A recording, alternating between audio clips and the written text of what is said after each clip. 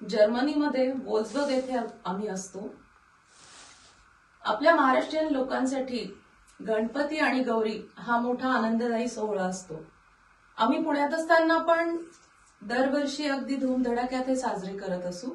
आता इथे आल्यापासून पण इथल्या लोकांना, इथल्या पुढच्या पिढीला आपली संस्कृती, आपल्या देशाचा अभिमान हा सगळा पुढे कळावा या दृष्टीने आम्ही तो इथे पण जोपासला आणि आम्हाला इथला मित्रपरिवार पण खूप छान लाभला, जे सगळं ह्या गोष्टी करू लागायला मदत करतात।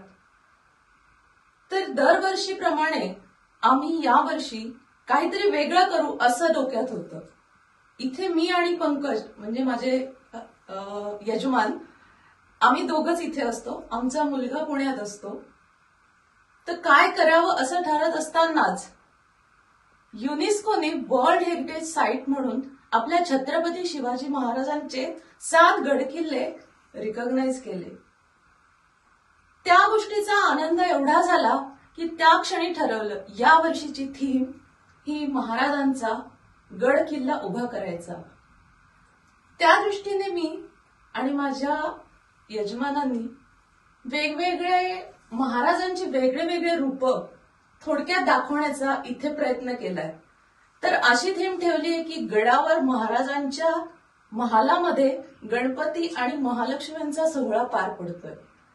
सांगायचा महत्वाचा मुद्दा हा की हा सर्व देखावा घरात असलेल्या जुन्या वेगवेगळ्या खोक्यांमधून, पृष्ठांमधून तिने बनवलेला आहे। बॅकड्रॉप आणि हा वॉलपेपर सोडून कुठलीही वस्तू तिने नवीन विकत न आणता घरात असलेल्या सर्व टाकाऊपासून बनवलेला हा देखावा आहे। घरात असलेल्या अनेक इतर कलाकुसरीच्या वस्तू, गोष्टी तिने जपून ठेवल्या होत्या आणि त्या एकत्र जोडून हा सर्व भव्य देखावा तिने साकारलेला आहे। त्याकरता खरंच तिचे खूप खूप कौतुक, कारण कचऱ्यातून कला निर्माण करणे ही एक वेगळीच कला तिच्या स्वतः अंगी आहे। मी तर म्हणेन की महाराजांनीच ही मला प्रेरणा दिली आहे। जसं महाराज म्हणत होते राज्य व्हावे ही श्रींची इच्छा, तसं मी म्हणेन हा देखावा व्हावा ही महाराजांची इच्छा। जय भवानी, जय शिवाजी। जय शिवाजी।